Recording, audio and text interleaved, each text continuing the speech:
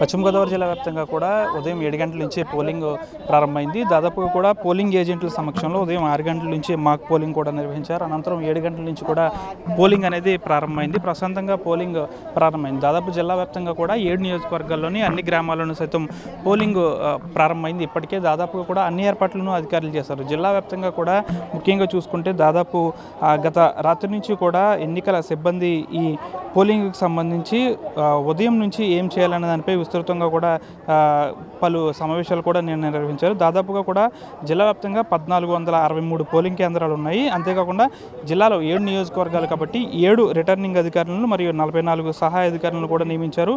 పూర్తిగా కూడా పశ్చిమ గోదావరి జిల్లా వ్యాప్తంగా కూడా 282 సమస్యాత్మక కేంద్రాలను అయితే అధికారులు గుర్తించిన పరిస్థితి. పూర్తిగా మనం చూసుకుంటే పశ్చిమ గోదావరి జిల్లాలో లంక గ్రామాలు కూడా ఉండడంతో ఇటు ఆచంట నియోజకవర్గం, పాలకొల్లు నియోజకవర్గానికి సంబంధించి గోదావరి ప్రాంతాల్లో లంక గ్రామాలు ఉన్నప్పటికీ కూడా అక్కడ సమస్యాత్మక ప్రాంతాలను కూడా కొన్ని గుర్తించారు. దాదాపుగా కూడా ఎన్నికల అధికారులు నిన్నే సాయంత్రమే పడవల ద్వారా కూడా చేరుకున్న పరిస్థితి. దాదాపు 9,000 మందికి పైగా పోలీస్ సిబ్బంది కూడా జిల్లా వ్యాప్తంగా కూడా మోహరించిన పరిస్థితి. అంతేకాకుండా కర్ణాటక, తమిళనాడు ప్రాంతాల నుంచి కూడా పోలీస్ సిబ్బందిని కూడా కేటాయించారు. దాదాపుగా కూడా జిల్లా వ్యాప్తంగా కూడా మొత్తం 14,73,811 మంది ఓటర్లు ఉండగా వీరిలో 7,22,388 పురుష ఓటర్లతో పాటు 7,51,345 మహిళా ఓటర్లు కూడా ఉన్న పరిస్థితి. పూర్తిగా కూడా మనం చూసుకోవచ్చు. ఏర్పాట్లు చేసినప్పటికీ కూడా కొంతమంది ఓటర్లు అయితే సీనియర్ సిటిజన్స్ ఎవరైతే ఉన్నారో వారు కొంచెం అసహనం వ్యక్తం చేస్తున్న పరిస్థితి. ఎందుకంటే ఇక్కడ కొన్ని నిబంధనలు కూడా సరిగా లేవు కాబట్టి ఇక్కడ సీనియర్ సిటిజన్స్కి వేరే ఏమన్నా కేటాయించుంటే బాగుండేది అని కూడా కొంతమంది సీనియర్ సిటిజన్స్ అయితే చెప్తున్నారు. వారితో మాట్లాడదామా? ఓటేసారా? నా పేరు హేమలత. సీనియర్ సిటిజన్స్ వికలాంగుల గురించి లైన్లో చాలా లేట్ అవుతుంది. అది వేరే పెడితే బాగుండేదని నా అభిప్రాయం. దీనివల్ల చాలా చాలా కష్టం అవుతుంది.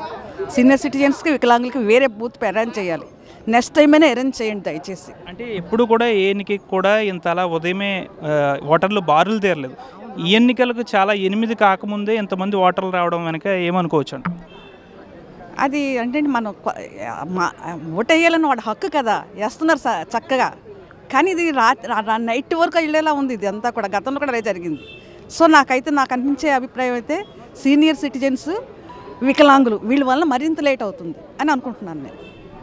పూర్తి స్థాయిలో కూడా పూర్తిగా మనం చూసుకోవచ్చు. విజువల్స్లో క్లారిటీగా ఉదయం 8 గంటలు కాకముందే కూడా ఓటర్లు అనేది బారులు తీరుతున్నారు. గత ఎన్నికల్లో ఎప్పుడూ కూడా ఇంత ఉదయం వేళే ఇంతమంది ఓటర్లు అనేది రావడం ఇదే మొదటిసారి. పూర్తి స్థాయిలో కూడా సాయంత్రం 6 గంటల వరకు కూడా ఎన్నిక నిర్వహించున్నారు. అయితే 6 గంటలకు క్యూ లైన్లో ఉన్న వారికి కూడా ఓటు హక్కు వినియోగించుకునే పరిస్థితి కూడా ఉంది. పూర్తిగా కూడా సీనియర్ సిటిజన్స్కి, వికలాంగులకు ప్రత్యేక కౌంటర్ అనేది ఏర్పాటు చేస్తే బాగుంటుందని అయితే ఇక్కడ వచ్చిన సీనియర్ సిటిజన్స్ అయితే చెప్తున్నారు. ముఖ్యంగా చూసుకోవచ్చు, మన ప్రస్తుతం ఆచంట నియోజకవర్గానికి సంబంధించి ఆచంట పోలింగ్ స్టేషన్ వద్ద ఇక్కడ దాదాపుగా కూడా ఎన్నికలకు తమ ఓటు హక్కును వినియోగించుకునేందుకు పెద్ద ఎత్తున బారులు తీరుతున్నారు. వారి స్వస్థలాల నుంచి ఆటోల్లోనూ ఇతరత్ర వాహనాల ద్వారా కూడా ఇక్కడికి చేరుకుంటున్నారు. దాదాపు ఈరోజు సాయంత్రం 6 గంటల వరకు కూడా ఈ ఎన్నిక జరగనుంది. వీడియో జర్నలిస్ట్ శేఖర్తో మనోజ్, ఆర్టీ పశ్చిమ గోదావరి నుంచి. మరిన్ని వీడియోస్ కోసం ఛానల్ ని సబ్స్క్రైబ్ చేయండి. లేటెస్ట్ అప్డేట్స్ కోసం వాట్సాప్ ఛానల్ ని ఫాలో చేయండి. అండ్ లింక్ డిస్క్రిప్షన్ లో ఉంది.